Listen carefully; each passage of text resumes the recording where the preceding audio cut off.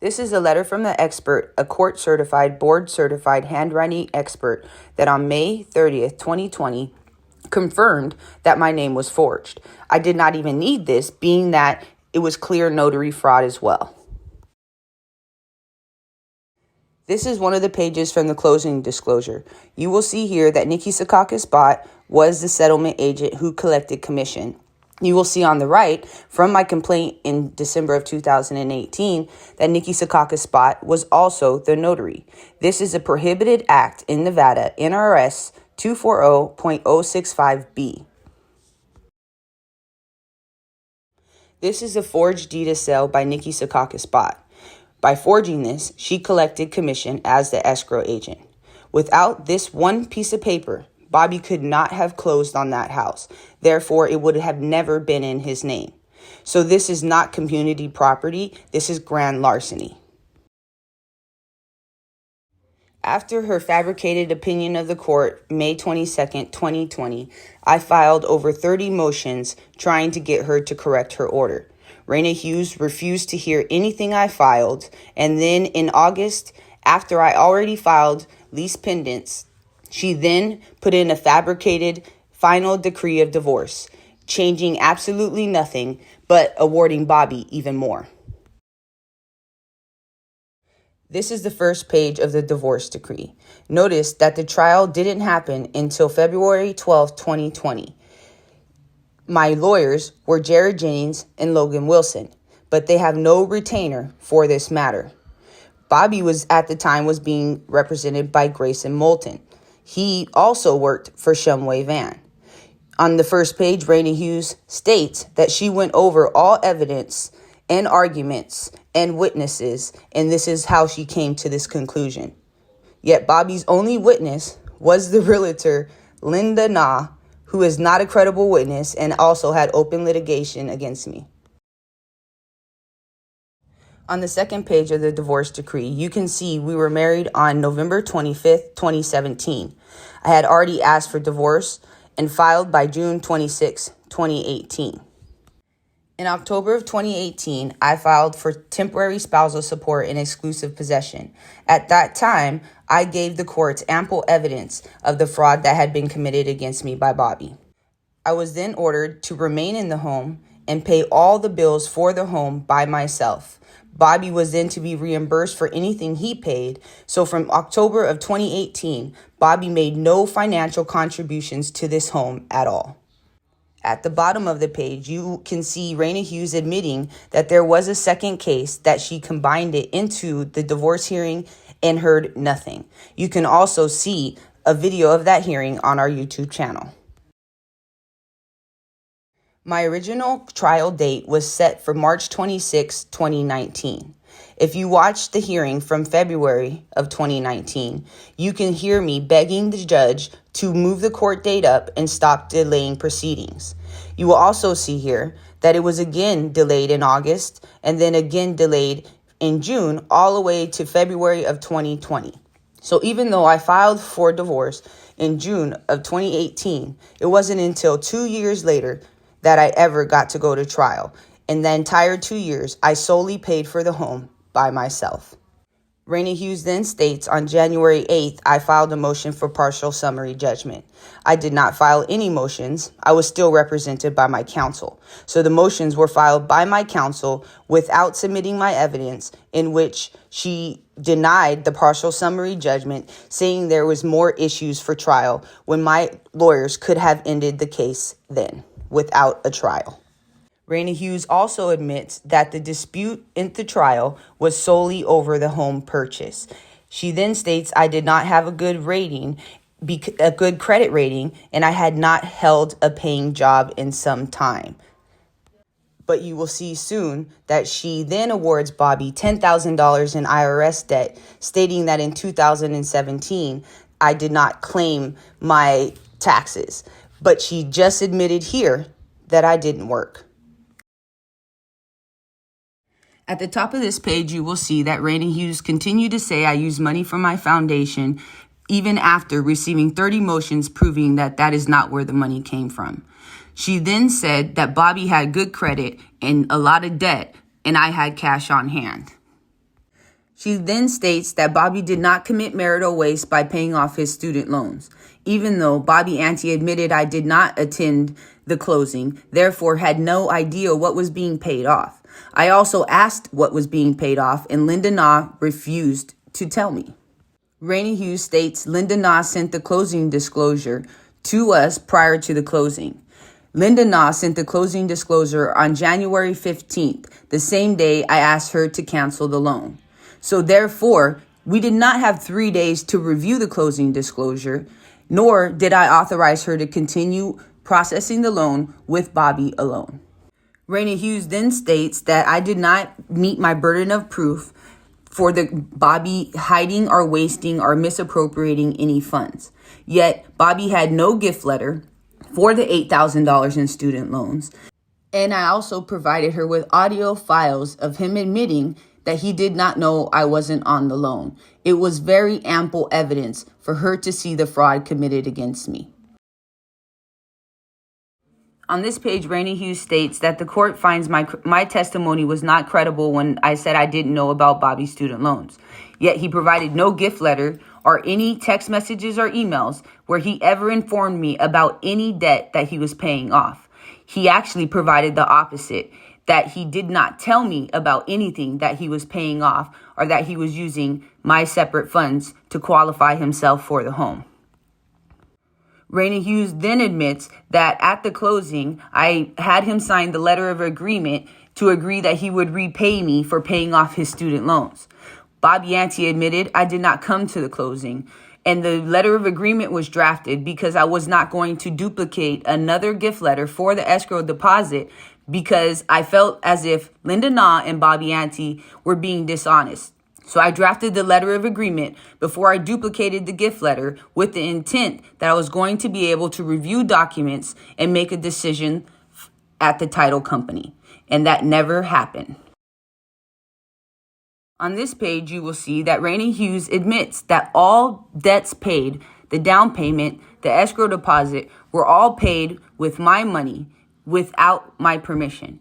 The only gift letter she had was for the down payment, for the escrow deposit, and for the car payoff. And none of these gift letters were valid the moment I canceled the transaction. They also became invalid the moment I had him sign a letter of agreement stating they were not gifts. Rainey Hughes then states I opened a new account and paid the deposit out of this account. That is a lie. I had the same account that Aiden's money went into for the GoFundMe. The day the money was taken out of my account, I closed the account and removed Bobby from my joint personal account. So Bobby Ante was never on my business account, and none of the funds ever came from my business account. That was just an attack on me and the cancer children to conceal the fraud committed against me. Rainey Hughes also admits that I drafted the letter of agreement acknowledging that nothing I was giving Bobby was a gift. And I drafted this prior to duplicating the gift letter, never authorizing him to pay off any student loans at all, and had no idea about any debt that was being paid off when I drafted this letter. Here you will see Rainey Hughes admitted on January 17, 2018, I emailed Bobby a letter of agreement to electrically sign and send back to me prior to signing a duplicate gift letter. Rainey Hughes then states in this order that Bobby Ante waited at the title company to finalize the purchase of the transaction, and the parties had not discussed the agreement prior to Lindsay sending the same to Bobby that day. Lindsay's handwritten signature appears on this agreement. Therefore, she first says I was at the title company. Now again, she's saying I was not at the title company.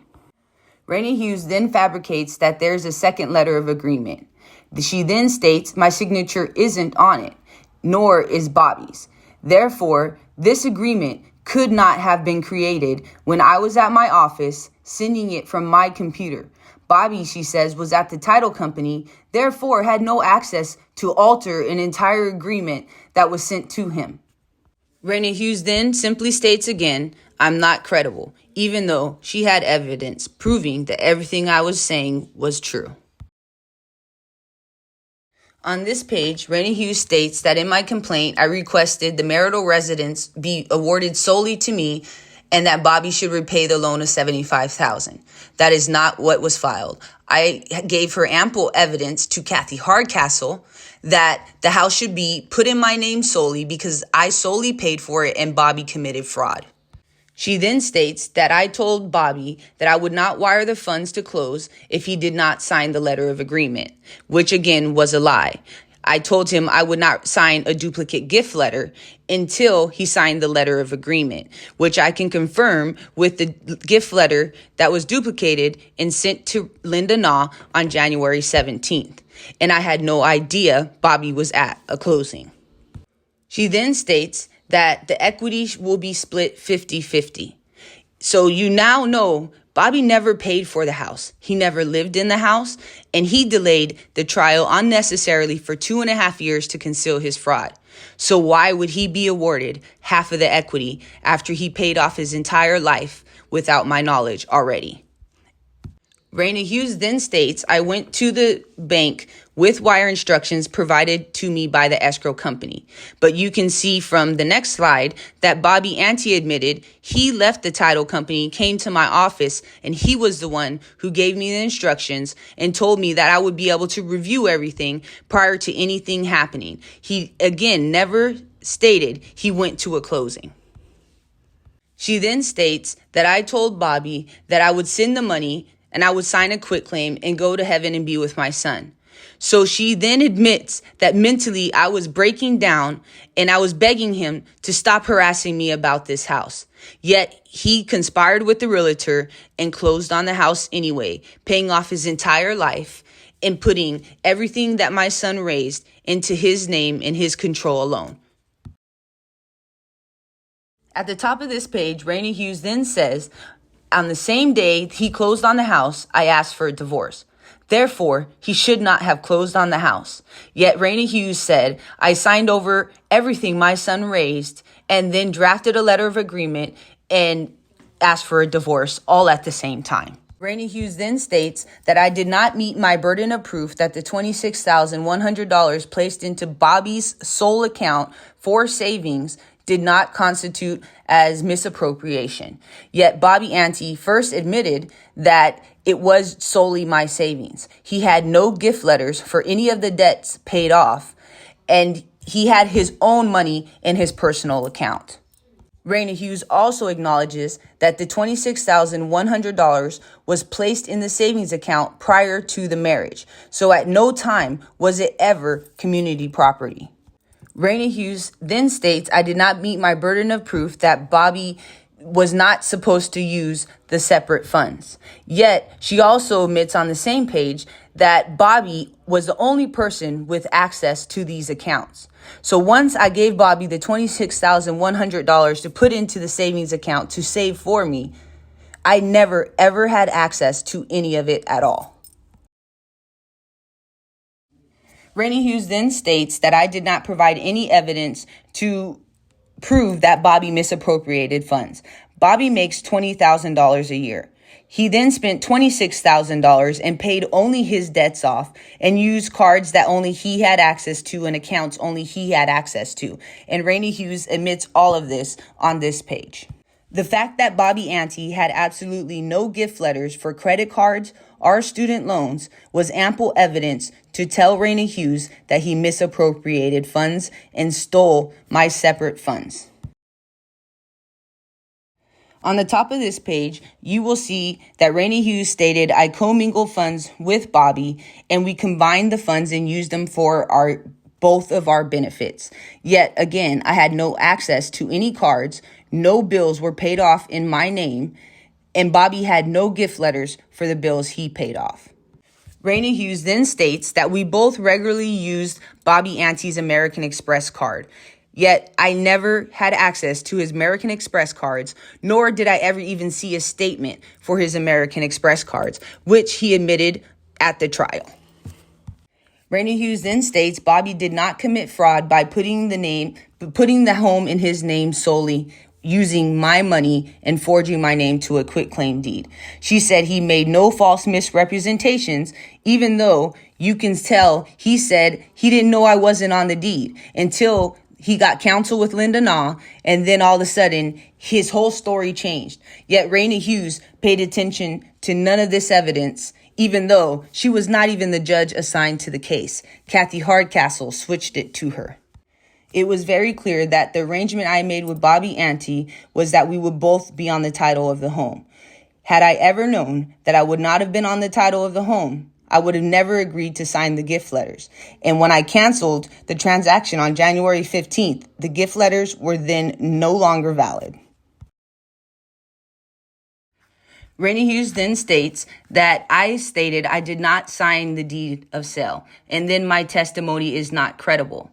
Yet, in May, she received ample evidence that my name was forged. She then, in this order, admits that Nikki Bott was the notary. Therefore, she cannot be the escrow agent as well, which is a violation of NRS 240.065B. She also admits Linda Nah was the realtor. So she had very clear evidence that she could not be testifying as Bobby Ante's only witness and base her ruling on the testimony of this witness. Raina Hughes then states that title was never changed to list my name because of the serious marital discord that existed from the time the transaction closed. Yet Bobby had 3 days from the closing of the transaction to cancel the loan and refused to do so, because then he would have to pay me back all of the debt I did not know about. And also, he wouldn't get his entire life paid off through the student loans that he clearly knew were going to be paid off out of my deposit, but I had no idea that's what they were trying to do. She states that title went into Bobby's name alone because the lender and the title company required it. Yet, she says I continue to blame Bobby and the realtor. I never knew the lender. I never knew the lady at the title company. So Bobby and Linda were the only people I communicated with during this transaction. She then states Bobby did no misrepresentations to obtain my signature on the deed. I clearly proved through a handwriting expert that I did not sign the deed. I also clearly proved that notary fraud was committed. Yet Raina Hughes still put this in her final decree of divorce. Raina Hughes states the lender required this to avoid any community property or spousal interest claims. So she's admitting that forging my name to that deed of sale took away every single right I had to that home. And Bobby would have never got the home in his name without forging my name to the deed of sale. She then goes on to talk about the 27 joint federal tax return. She then says that I did not report my income in 2017, which resulted in a tax obligation of $10,170. But if you remember on the other page, she clearly stated I did not work in 2017. Therefore, I could not be on the loan. So if she admitted I did not work in 2017 because I was fighting for my son, then how did I have unreported income? This is clear tax fraud and another attempt for Raina Hughes to make sure that they stole every cent that was put into the deposit of the house. This was the only order Raina Hughes changed in her final decree of divorce, Bobby Ante's child support. So she's admitting he had child support at the time he was closing on the home. Therefore, he could not have closed with tax debt and with back child support. But at least this time, she said I didn't have to pay his child support for kids I didn't even know. Raina Hughes then again states I underreported my income and that I will repay Bobby $10,170, even though he never made a payment to the IRS for $10,000. But she states to reimburse him anyways and take it out of my equity. Raina Hughes then admits that I was ordered to solely pay all expenses since October of 2018 and reimburse Bobby for everything he paid from June to October. Therefore, Bobby did not make any payments or contributions to that house after October 18th, 2018. He never paid 1 cent. And at the time of that hearing, the house had no equity. At the top of this page, Raina Hughes admits I was the only occupant living in the home and I was solely paying for the home alone since 2018. There was 4 months in which Bobby lived in the home with his friends where he paid partial payments towards the mortgage. Bobby Ante never ever made a payment using his own money towards this home at all. Raina Hughes then orders for Bobby to add up anything he paid towards the purchase of the home and that it will be deducted out of my portion of the $75,000. She then states the only time I did use his card to pay something at the foundation, he sent me a text message of the card allowing me to use it. Yet Raina Hughes then states that he will be reimbursed for that one purchase made on his credit card and it will be taken out of my equity. You will also see at the bottom of the page that Bobby made several damages to my property and my home when he left in June of 2018. These pictures were provided to her in the legal separation filings. Yet she gave me no justice for anything Bobby stole or broke in my storage unit or removing my items out of the home. I then made claims for Bobby canceling my health insurance during these 2 years, for Bobby paying off sold debts prior to me meeting him with my separate funds, and then for attorney fees. So even though the letter of agreement stated that Bobby would pay the attorney fees, and even her fabricated letter of agreement said the same thing, she still was allowing Bobby's to apply for attorney fees and to order it to be taken out of my equity. Raina Hughes said I provided no evidence of financial need, even though Bobby Ante stole $26,000 from me, paid off his entire life, went back home to live with his mom, Teresa Daniels, and forced me to live in this house and pay all the debts and bills alone, while him and his counsels at Someway Van delayed proceedings. After receiving the letter from an expert and clear notary fraud, Raina Hughes then orders the house to be sold within 10 days. Raina Hughes orders me to remain in the home and to be solely responsible for all fees associated with the home. So while I appealed this and waited for the Supreme Court for 2 additional years, Bobby again never contributed to any portion of the finances for this home. She then finishes on this page to say that out of my equity, Bobby will be awarded the following reimbursements. Even though Bobby paid off his entire life to qualify for this house, Raina Hughes then says he should be reimbursed for any payments from July to October in the amount of $4,000 in which Bobby did not make any payments. He was be reimbursed for the trash, for the homeowners association, and for the charge from Aiden's Army. Yet the homeowners association and the trash wouldn't be that high if Bobby was paying those bills the 4 months he was there. Bobby moved into the house. He could not afford the bills, started moving his friends into the house. But yet Raina Hughes says to reimburse him $6,000 out of my share of the equity. So if Bobby's continuously getting reimbursed for any payment he made, why is he entitled to any equity? And why can't the house simply be transferred into my name?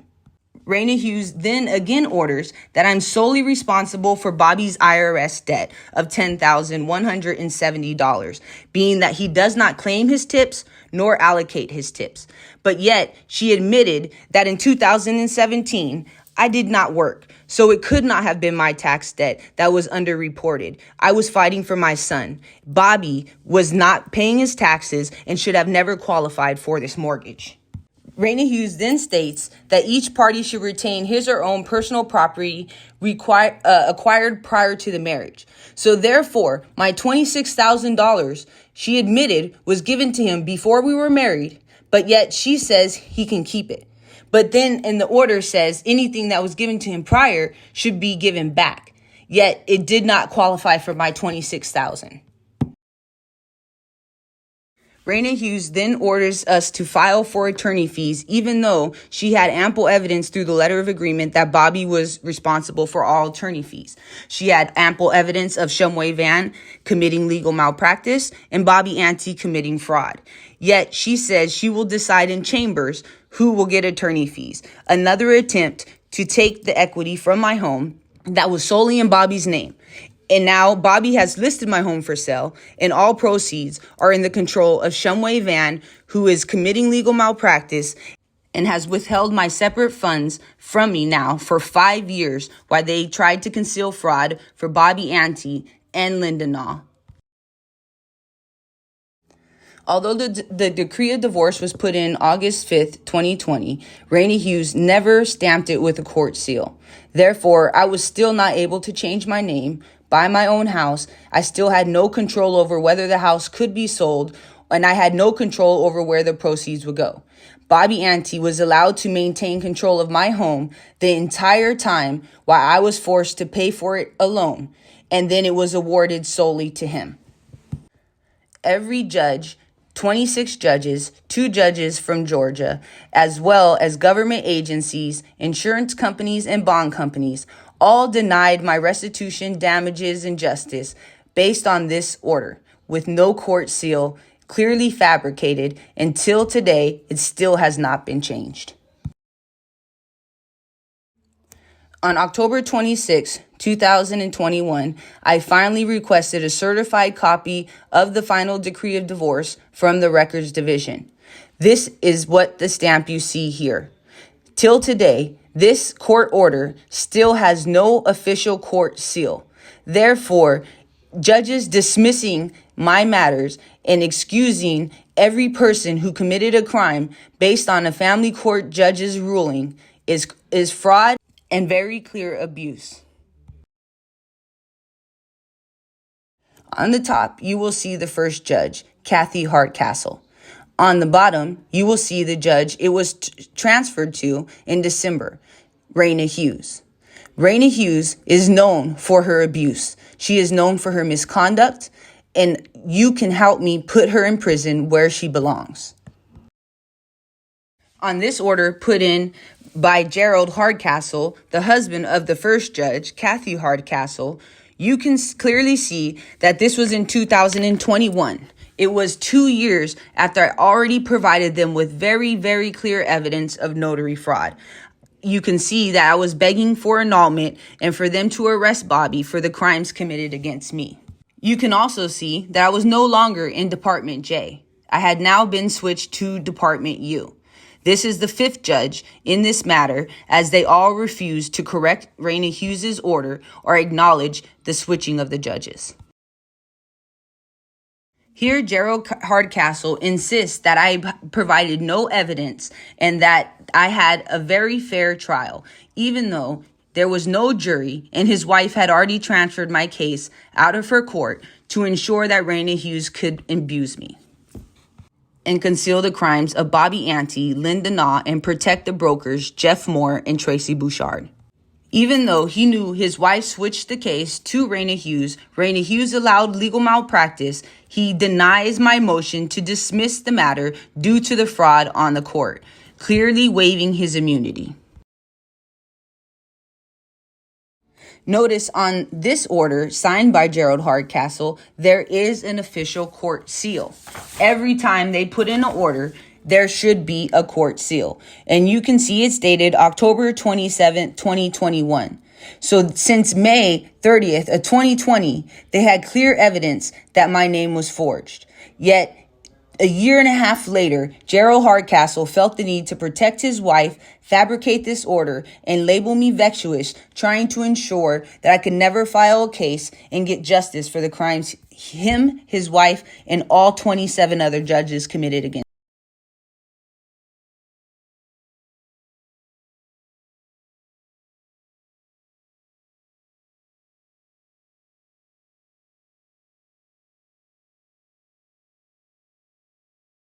This is the realtor Linda Naw. This is the woman behind all the fake pages, all the slander, and all the defamation.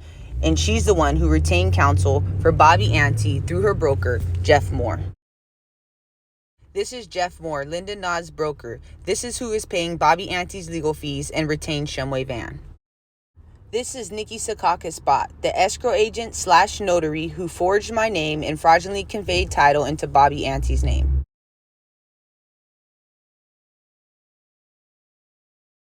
This is Tracy Bouchard, the broker of Nikki Secaucus bot, who should be liable for paying me for the damages caused.